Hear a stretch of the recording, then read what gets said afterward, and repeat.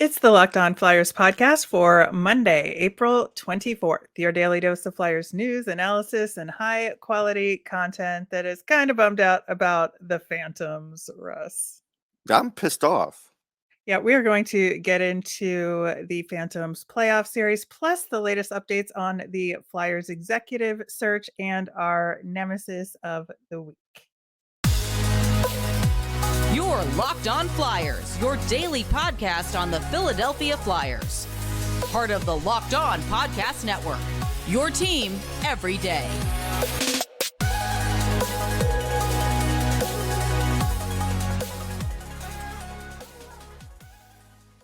Hey there, thanks for making Locked On Flyers your first listen every day. I am Rachel Donner. You can find me on Twitter at rmiriam. I'm here as always with Russ Cohen, who's on Twitter at Sportsology.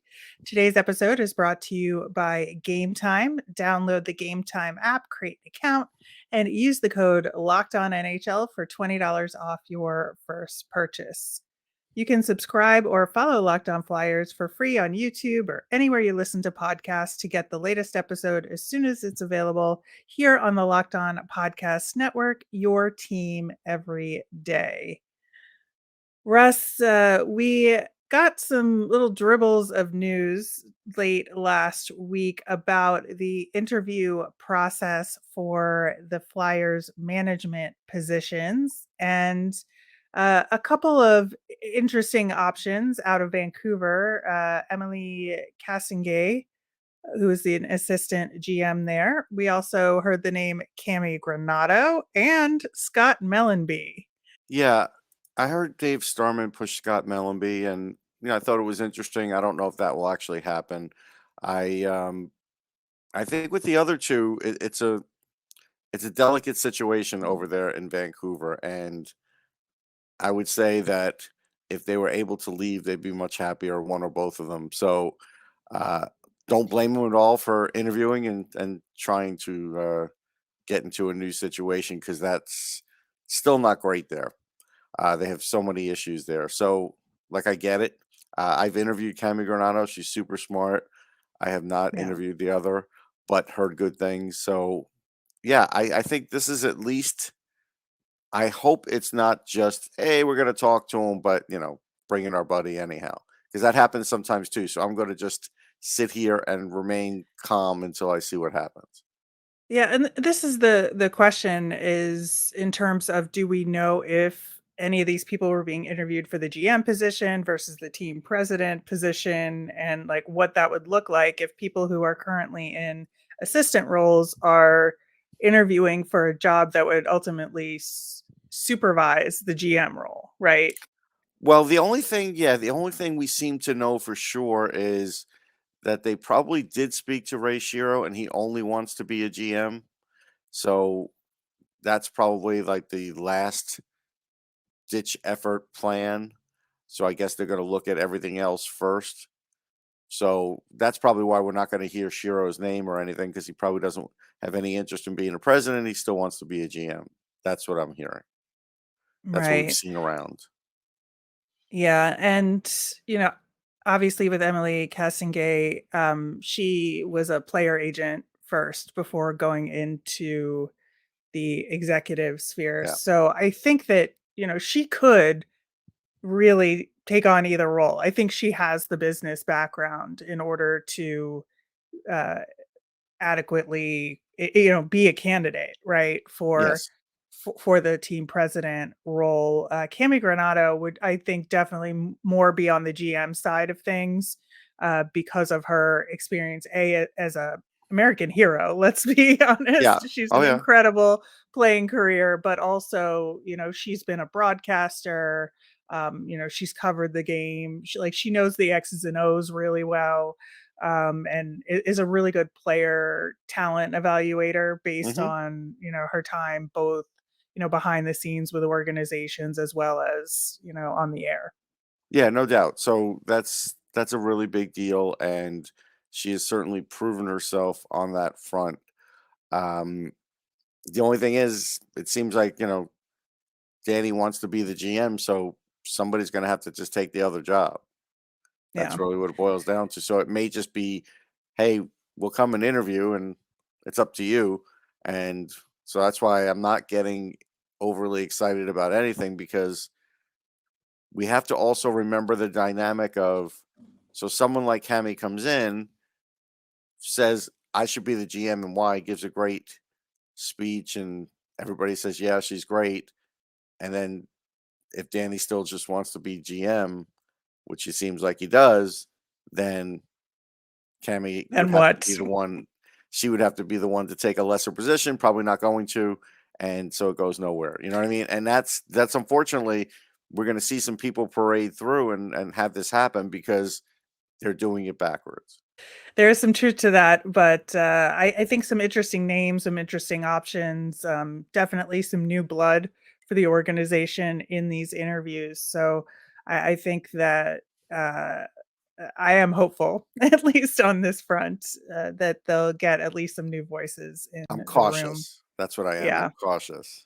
yeah. Another bit of management news: the Flyers officially received a cap penalty for next year due to the performance bonuses. So they're 1,187,500 over the cap already for next year. Right. So let's start there. Right. Yeah, So again, not bad enough that they weren't in just horrible cap shape, but now the amount that the cap's going to go up, you've exceeded that with your bonuses. Good job. right. Very good planning here. This is for people that keep saying to me, why are you worried about, the cap and things like that next year, is because you have all these pitfalls that are just pop up daily. Yeah, I think, on one side, it's important to recognize that 15 teams in the league were penalized. This is not a No, I situation get unique it. to the Flyers. Boston was by far the most. They're going to be penalized $4 million next year. Sure. Clearly, they were And when all they're in this drinking out of the year. Stanley Cup, do you think they're Right. going to care? No, that's the thing, is like they're all in, but the Flyers are the second highest on that list. There's a couple teams in similar situation to the Flyers in terms of the dollar amount, but it's Second something. highest, and the first and can't afford to be. Yeah, it's troubling, but it's not something that GMs, don't ordinarily do, is just kind of sign people Well, and St. put these Louis doesn't do it. performance. They don't give out any bonuses. St. Well, Louis that's just won't true. do it. So there are some teams that just don't do it, and I think it's not a bad philosophy for the Flyers to take on for a while, because you can't keep kicking the can down the road here. Yeah, you just gotta pay these guys the salary that they want and not That's it, have these performance, incentives for the time being. because they're just Um sitting in there dormant, like a landmine. Yeah, I do wanna mention, they kinda snuck in there that Egor Zamula had left shoulder surgery on April 10th. We didn't find that out until last week, Yeah. which was, again, don't love that, but, No, I'll of tell you course, why you he don't love it, because you're trying to follow the Phantoms in the playoffs. You're trying to figure out, why is Zamula not playing? Like, I just you don't understand, and fans don't understand, and I just it's just not a great place to have them be. Yeah, I mean, we knew he was hurt and he wasn't gonna play, but the reasoning why Yeah, and the it was surgery was vague. not known. Yeah, it was very vague. So hopefully he heals up nicely for camp next year. Also, just want to do a quick check in on Flyers prospects in the OHL playoffs, or in the CHL playoffs, I should say, across the board. In the OHL, we've got a couple of guys on the Peats who are playing the 67s in the second round of the OHL playoffs. J.R. Avon has 8 points in 9 games so far for them in the playoffs. Peterborough leads Ottawa 3-2 in the series. That next game is tonight. Brian Zanetti is on that team as well. 3 points in 9 games. Yeah, so far so good. Avon's had a really good year. He's had a good year of development as well. Zanetti's still on this like slow pace, but it's okay. I'm fine with it. Yeah. Sometimes defensemen, that's what happens. Yep, Alex Gendron is on Gatineau in the QMJHL, and they're in the semifinals of their playoffs. He's got um, 12 goals and 4 assists in 9 games. Not too shabby. Again, high scoring league, It but is a high still. scoring league. That's as long as you know that, yeah. Yeah, But yeah. it's good to see him scoring. I mean, that's Yep, fine. That's yep. the important thing. And then over in the WHL, Ethan Sampson of Prince George, they got swept in round 2 of those playoffs, but he finished with 5 assists in 10 games total. So still a couple of guys to follow in the CHL playoffs to see, what their game Yeah. looks like. In the meantime, we've got our other prospects cooking in Lehigh Valley, and we're going to dig into what went wrong in that playoff series versus Charlotte coming up next. Buying tickets to your favorite events shouldn't be stressful. Game Time is the fast and easy way to buy tickets for all the sports, music, comedy, and theater near you. With killer deals on last minute tickets and their best price guarantee, you can stop stressing over the tickets and start getting hyped for the fun you'll have. My favorite part of the Game Time app is that it's great for getting notified about last minute tickets and flash deals. Plus, you can get views from your seats. The Game Time guarantee means you'll always get the best price. If you find tickets in the same section and row for less, Game Time will credit you 110% of the difference. Also, tickets are sent directly to your phone, so you never have to dig through your email. Snag the tickets without the stress of with Game Time. Download the Game Time app, create an account, use the code LOCKEDONNHL for $20 off your first purchase. Terms apply. Again, create an account and redeem code LOCKEDONNHL for $20 off. Download Game Time today. Last minute tickets, lowest price guaranteed. Coming up on this show on Wednesday, as always, is our mailbag. So if you send us your questions, we will get to them on the show. You can tweet us at Locked On Flyers. We're there at Instagram as well, or email lockedonflyers@gmail. Plus, commenting over on YouTube is a way to get in touch with us as well. Russ, man, I'm so sad about this Phantoms playoff lack of a run. It did start out good in that Mhm. first game. They battled in that one, winning and then losing the next 2 games. And I kind of had a little bit of nervousness going into the series overall, just because they did lose those last 3 regular season games, and I Yeah. was just concerned about a lack of momentum going into the playoffs. Yeah, we voiced that. We did. We really did, but, I think that, that Thursday game, which was a 5-4 double overtime loss, was just a killer because they battled so hard in that game, had incredible chances. Sam Ersson played out of his He was mind great. Yeah. in the overtime periods, especially. It was so just deflating and it was toward the end of that second overtime too. So you were already kind of like in the mentality of maybe this is going to go to a third overtime, and then all of a sudden Right. it was over. And Yeah, and uh, Urson I was can't very imagine with active. that. Yeah, and Oh Urson was yeah, very active. He had to make some, 5 bell saves. So you have to think about your goalie when he's in that situation. What are you going to do now for your goalie? What'd they do? Tell them what they did, Rachel. they put him in game They 3, threw which him was back in there, of course. well, and let's be clear here. If this was like an NHL playoff series where there was a day in between, that's what you do. You absolutely do that. Sure, But game between, in the absolutely.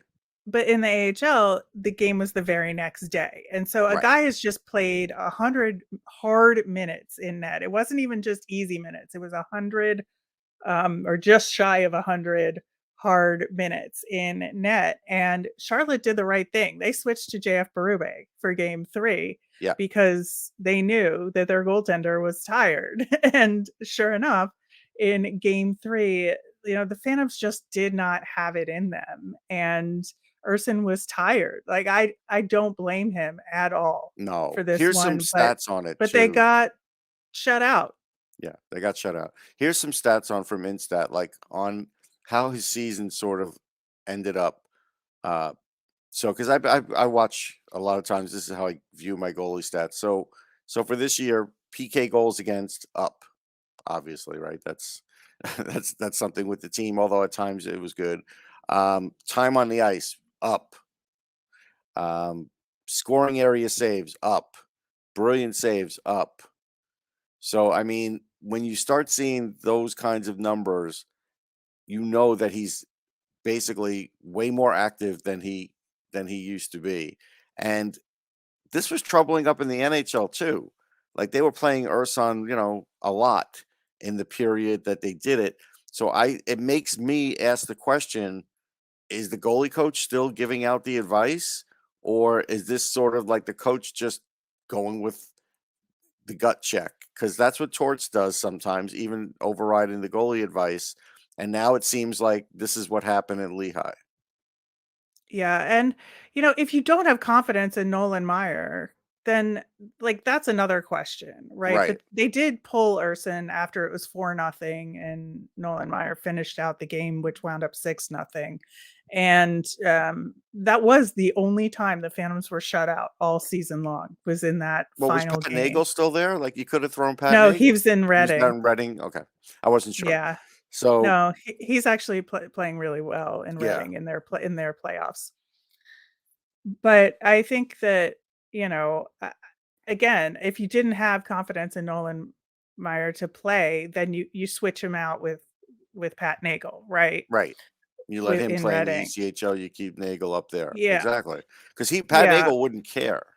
He wouldn't. No. And so you do kind of wonder. Now, again, I think they did that for development, so I'm not going to kill him on it because Meyer, I think, is a pretty good goalie. Yeah. But again, just the way they handled this wasn't great. Probably wasn't going to make a difference on the season, but it just shows I think the mentality and usage, and that's what I don't like. Yeah, and they probably could have gotten a couple more different guys in. I know they swapped out Cal O'Reilly didn't play on Friday, because he was hurt. Right. But they probably could have swapped out one or two skaters to get some more fresh legs as Yeah. well. Even if you think they're not like your best, when you're playing back to back like Yeah, that, you got to go with what's fresh fresh. legs are better, I Yeah. think. So especially down the lineup, you get your third or fourth line with a couple guys with more fresh legs. I think that would have done it. But It's yeah, not they like were just Charlotte's unbeatable. It's not like, gassed. there's No. some way better teams. Like, look, we're not under any delusions here. We knew the Phantoms kind of limped into the playoffs, and I was just hoping they could go around. I don't know what your hopes were. Mine were no higher than Yeah. that. No, listen, you're right. Charlotte is absolutely beatable. Now, it does depend on which Charlotte team shows up again. Like I said in the Yeah. preview, they can be extremely good or they can just have stinkers. They're not much of an in between team. Yeah. So I think that, Charlotte showed up, especially in that third game. Because even in that first game that the Phantoms won, Charlotte played pretty well. So like I think that they were in the right mindset and had like the upside to their game in this series. But I think that it's definitely a good learning experience for some of the guys in Lehigh Valley, short though the time in the playoffs was. Definitely impressed with Ollie Lixel, 2 goals, 2 assists in the 3-game series, and would have liked to see him step up in that third game, but again, nobody did. So like, Right. there's a lot of blame to go around. Ollie did well. I wish Yeah. the organization thought better of him, and I hope that he will make it really hard on them in camp because he will be one of those guys that looks good in camp. There's no doubt about it. Yeah, Tyson Forster did as well. He had Yeah. 2 goals and an assist. He did get rocked pretty hard in that third game, was out for a little bit, but did return to the game. So just a little asterisk to keep an eye on in terms of injury Yeah. reports. But again, I think that A few of the prospects really did show a little bit in the at least the first two games for sure. I thought Denoye had some good opportunities. I thought Ronnie Attard looked pretty good out there, and despite the shutout, Ronnie Attard wound up a +3 Oh, in that's the really good.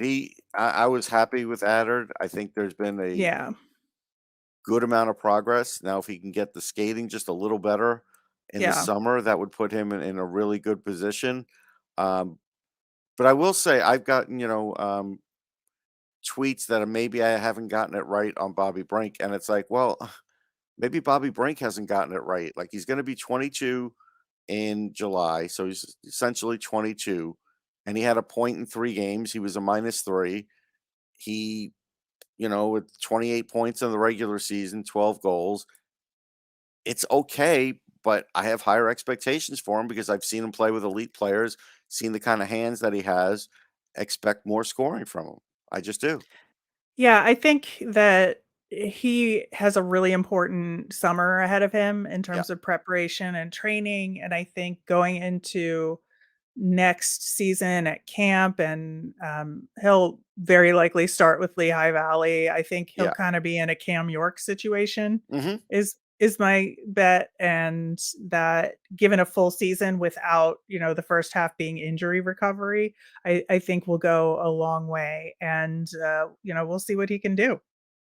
Yeah. Yeah, exactly. We'll see what he can do. Um, as far as on the blue line, at least Zamolik played a game, but this is part of what I was talking about. They made sure that they played their guaranteed AHL guys, which is fine. But then when you're rotating in the young guys and they just get a game here, a game there, some of them, not all of them, they played some of the key ones the right way. Don't get me wrong. Yeah, But they did with Tyson Forster. right, They have done so with Ollie Lixel. yes. Denoye is perfect on Well, that Lixel's one of third the best line scorers, center so they have role. no choice, right? Yeah. Uh, but for a guy like Zamolik, who had long, you brought this guy in and he had long stretches for not playing.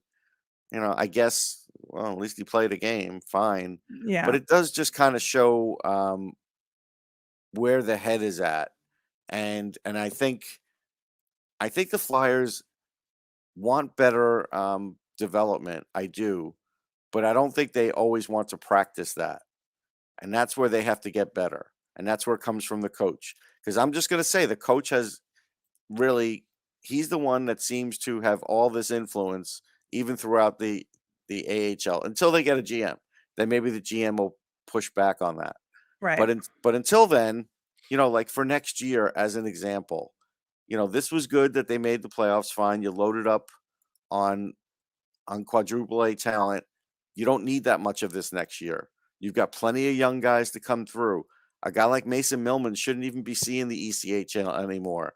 Zaid Wisdom shouldn't be seeing the ECHL anymore. And at least I saw that Zaid's putting up some points at least with Reading.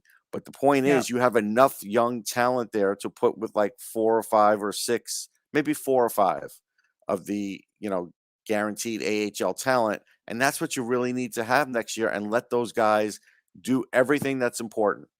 You have to do that. Yeah, we'll see what the mix is next season, coming out of camp, and hopefully, they can figure out that balance right to get the right player development Yes. going, and I think with some new management, that is a thing that they should be doing, and I think they will. We will, of course, be following that as the hiring continues, like we talked about in the first segment. But in the meantime, it's Monday, so we will have our Nemesis of the week coming up next. All right, Russ. So last week, when we were talking about our nemesis, I mentioned watching playoff hockey just because of the upside of the thrill of it, because there's nothing like the NHL playoffs. And so far, it has proven to be true this year as well. And but the sort of nemesis side of it was that the Flyers weren't in it. And I think that one of the little perks, I think, of the playoffs this year, man, it has been so nice just having JJ call some of the games. Yeah. I just, watching Bruins Panthers, I'm like, a nice soothing voice to tell me Yeah. what is happening in this Yeah, that's game. cool. Love hearing him get the call on TNT for a few games.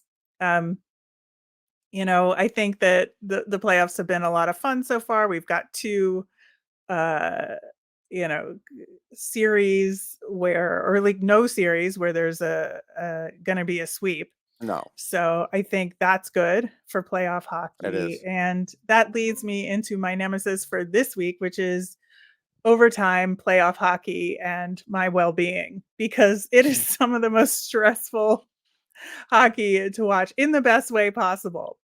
But it is so nerve-wracking. We've had two double overtime games so far, and I would say two defining overtime games. I would say that overtime win for Toronto, which, they would say that's a game they lose in previous years, right? Yeah. And this time they pulled it out and are up 2-1 on the Lightning in their series. And then Edmonton, late last night, won their defining game. I I would fell say asleep on it. I was trying. I yeah, did. they But I won did a that lot of one. driving yesterday, so Yeah, in overtime. So they are now tied with the Kings 2-2. And the Kings are putting up a fight and are really yeah, shutting they're down impressing me. Edmonton. They're doing better than I thought they would. Yeah, honestly, I think the Kings are one of the most impressive teams in this playoffs so far, even though they're tied 2-2. But just what they're doing defensively is very Yeah. impressive. So I think that, yeah, I'm just this overtime thing every year. I'm like, I can handle this. No, I can't. It's it's Well, at least you so know that. We all kind of know yeah. that. So my nemesis is going to be how Google Maps just doesn't tell you the truth. So here's Oh, how this works. So you have your Google Maps on, it's telling you, hey, there's a speed trap. Hey, there's a 5-minute slowdown, whatever, all these different things, right? So there was a point yesterday where it said I was going to get home at, like, I don't know, let's say 4:30.